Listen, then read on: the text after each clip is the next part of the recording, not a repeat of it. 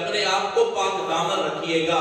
خدا کی قسم پاک دامنی اللہ کو بڑی پسند ہے. حضرت موسیٰ علیہ السلام نے جب وہاں سے فرعون کی بستی کو چھوڑ کر گئے تھے حضرت شعیب علیہ السلام کی طرف, وہاں پر حضرت شعیب علیہ السلام کی 2 صاحبزادیاں تھیں اور وہ اتنے شرم و حیا سے چل کر حضرت موسیٰ کے پاس آئی کہ اللہ تعالیٰ کو وہ ادا اتنی پسند آئی کہ اللہ تعالیٰ نے اسی انداز کو قرآن مجید کے اندر بیان فرمایا اور فرمایا وَجَاءَتْهُ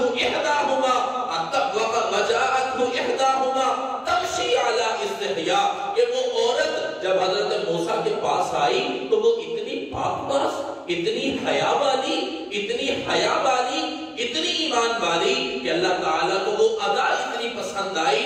حالانکہ وہ ادا کس طرح کی تھی؟ وہ باپردہ خاتون تھی, حضرت شعیب کی بیٹی تھی, حضرت موسیٰ کے پاس آئی اور وہ بھی پیغمبر, وہ بھی پیغمبر, وہ پیغمبر کی صاحبزادی اور ادھر سے وقت کا پیغمبر ہے. آپ ذرا تصور کیجئے کہ ان کے ذہن کتنے پاک ہوں گے, ان کی سوچیں کتنی پاک ہوں گی, ان کی آنکھوں کے اندر کتنی حیا ہوگی. لیکن اس کے باوجود جو حیا کے تقاضے ہیں ان کو پورا کیا, باپردہ ان کے سامنے آئی اور اللہ نے یہ ادا اتنی پسند کرتے ہوئے اس کو قرآن کا حصہ بنا دیا. اللہ کو یہ تو حیا والے انسان کی ایک ادا کا تذکرہ ہے. یقین مانیے میں اگر اس واقعہ یعنی اس موضوع کو چھیڑ دوں کہ جو انسان دنیا کے اندر حیا اختیار کرتا ہے, اللہ تعالیٰ حیا کی وجہ سے اس انسان کو کتنا نوازتے ہیں. تو رب کعبہ کی قسم وقت کم پڑ جائے, یہ جو ہمارا آدھا پونا گھنٹہ ہوتا ہے یہ تو گزر جاتا ہے, پتہ بھی نہیں چلتا, موضوع ہی مکمل نہیں ہوتا. مجھے ایک واقعہ یاد آ گیا, حضرت یوسف علیہ السلام کا واقعہ ہے. تفصیل میں نہیں جاتا ہوں, صرف اشارہ دیتا ہوں کہ جب حضرت یوسف علیہ السلام کو زلیخا نے اپنی طرف بلایا تھا تو حضرت یوسف نے کیا کیا تھا؟ پاک دامنی اختیار کی تھی یا بے حیائی کی طرف چل پڑے تھے؟ تو اسی پاک دامنی کی وجہ سے اللہ نے مصر کا تخت عطا کیا کہ نہ کیا؟ تو مطلب یہ ہے جو انسان پاک دامنی اختیار کرتا ہے اللہ اس انسان کو دنیا کے اندر ترقیاں عطا کرتے ہیں. اللہ تعالیٰ دنیا کے اندر اس کو ہر نعمت عطا کر دیتے ہیں جو انسان پاک دامنی کا پہلو اختیار کرتا ہے. ایک اور واقعہ یاد آ گیا, اللہ کے پاک پیغمبر محمد رسول اللہ صلی اللہ علیہ وسلم نے حدیث مبارکہ میں ارشاد فرمایا, اللہ کے پاک پیغمبر نے اپنے صحابہ کے سامنے 3 انسانوں کا واقعہ نقل کیا. فرمایا بنی اسرائیل کے 3 انسان تھے, ایک مرتبہ گھر سے نکل پڑے, راستے میں بارش ہو گئی تو ان کو ایک غار نظر آئی اور وہ غار کے اندر چلے گئے کہ چلو بارش کم ہو جاتی ہے یا بارش تھم جاتی ہے پھر ہم اپنے گھر میں جائیں گے.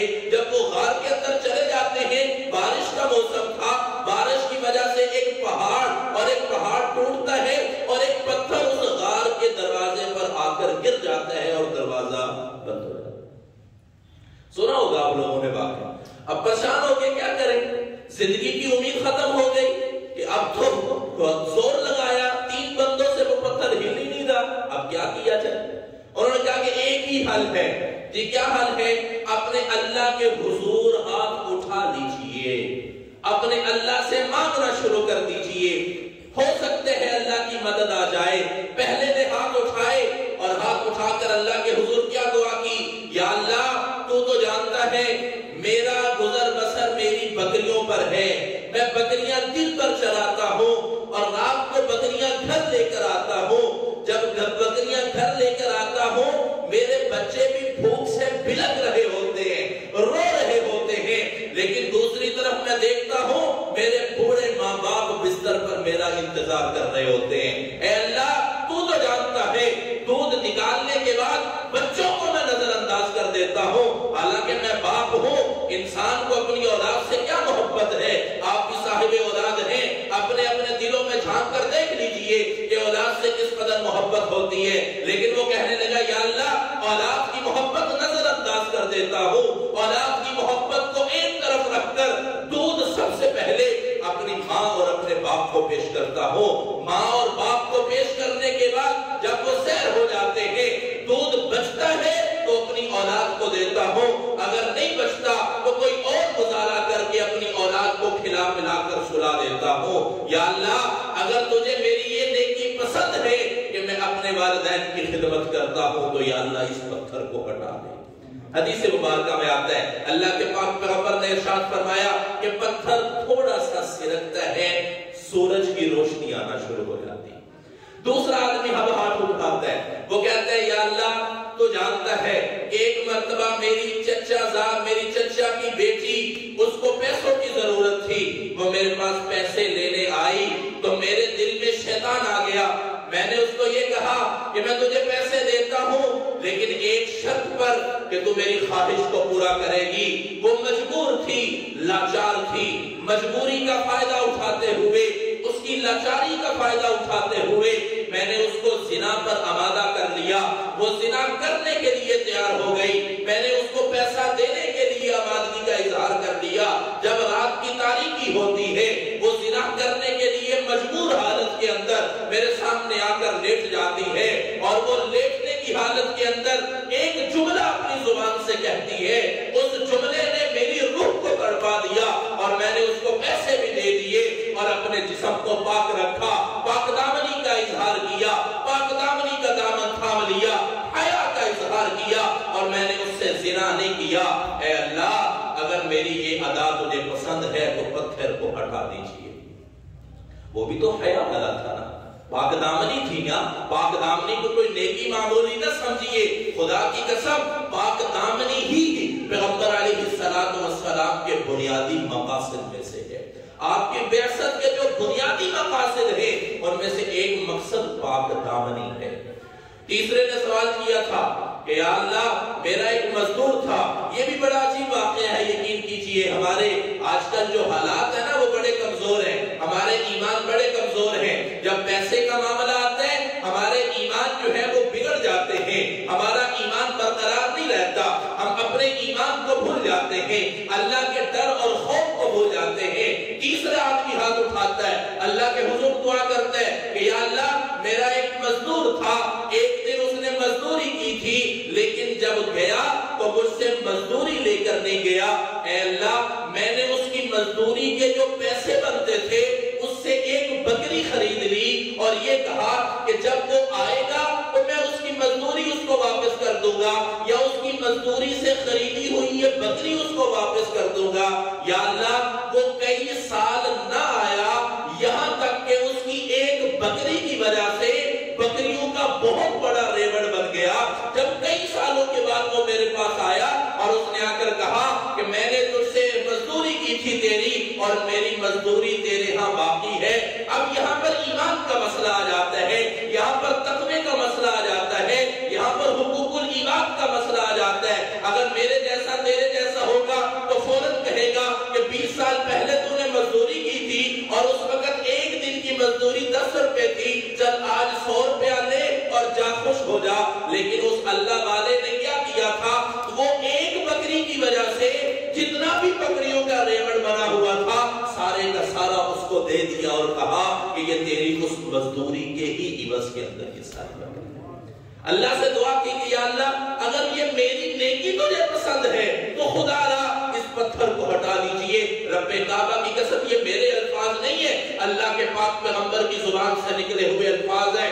اللہ کے پاک پیغمبر نے ارشاد فرمایا کہ وہ بھاری پتھر جو ہلنا نہیں تھا 3 آدمیوں سے، اللہ کی قدرت نے اس کو ہٹایا اور غار کا دروازہ کھول دیا۔ تو حیا اس کو معمولی نہ سمجھیے، حیا بہت بڑا ہتھیار ہے۔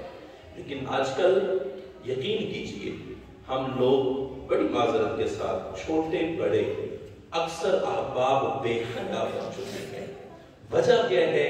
وجہ یہ ہے کہ موبائل اور انٹرنیٹ نے ہمیں اس قدر اندھا کر دیا ہے کہ ہم اس دنیا کے اندر اتنا غرق ہو چکے ہیں، ہمارے سامنے غیر محرم خواتین آ رہے ہیں، ہمیں کوئی حیا نہیں آ رہی، ہمارے سامنے جو ہے وہ نیم برہنہ حالت کے اندر، نیم اوریاں حالت کے اندر خواتین کی ویڈیو اور تصویر آ رہی ہیں، ہمیں کوئی حیا نہیں آ رہی، ہماری تنہائیاں پاک نہیں ہیں، ہمارا اکیلا پن پاک نہیں ہے۔ جب ہماری تنہائیاں پاک نہیں ہیں، بلکہ تنہائیاں تو دور کی بات ہے، ہم تو گروپ کی شکل میں بیٹھ جاتے ہیں اور گروپ کی شکل میں بیٹھ کر بے حیائی کا ارتکاب کرتے ہیں۔ تو کب پھر اللہ کی رحمت سے ہم امید لگائیں کہ اللہ کی ہمارے اوپر رحمتیں آئیں گی۔ آج کل تو پچھلے سال میں بھی یہ بات کی تھی، ابھی 2-4 دن کے بعد پھر کچھ لوگ اور خواتین ایسے نکل پڑیں گے گھر سے، غالباً 8 مارچ کو وہ دن منایا جاتا ہے کہ میرا جسم میری مرضی، وہ میرا جسم اور میری مرضی وہ بھی بے حیائی کا ہی نتیجہ ہے۔ یہ تو پھر ایک بڑا الگ موضوع بن جاتا ہے نا کہ اسلام نے عورت کو عزت اور مقام کیا دیا ہے۔ اگر اس پر روشنی ڈالی جائے تو یہ تو ایک علیحدہ موضوع ہے کہ اسلام سے قبل عورت، اس معاشرے کا کیا تصور کیا جاتا تھا عورت کے بارے میں، اس معاشرے کے اندر عورت کو کیا عزت دی جاتی تھی، یہ تو اسلام کی ہی عنایات ہیں، اسلام ہی کی جو ہے وہ کرامات ہیں کہ اسلام نے عورت کو سر کا تاج بنایا ہوا ہے۔ اگر ماں کی شکل میں ہے تو اس کے قدموں میں جنت رکھ دی ہے، اگر بہن کی شکل میں ہے تو وہ بھائی کا سہارا ہے اور اس کے سر کی عزت اور عفت جو ہے وہ بھائی کرتا ہے، اگر وہ بیوی کی شکل میں ہے تو محافظ جو ہے وہ اس کا خامد ہے، اور اگر وہ جو ہے وہ بہن کی شکل میں ہے تب بھی وہ محافظ ہے، اگر بیٹی کے شکل میں ہے تو باپ کی صورت میں اس کا شفقت اور رحمت اس کے سر کو منڈلا دی ہوتی ہے۔ تو میرے بھائی گزارش یہ کر رہا ہوں کہ حیا کا دامن تھام کر رکھیے، بے حیا نہ بنیے۔ اور یہاں پر ایک اور بات عرض کرتا چلو، ہم یہ تو کہتے ہیں کہ میری ماں، میری بہن، میری بیٹی، میری بیوی بے حیائی کا کوئی کام نہ کرے، باحیا رہیں، لیکن اپنے گریبان کے اندر ذرا جھانک کر دیکھو کہ کیا یہ چیز میرے اندر موجود ہے۔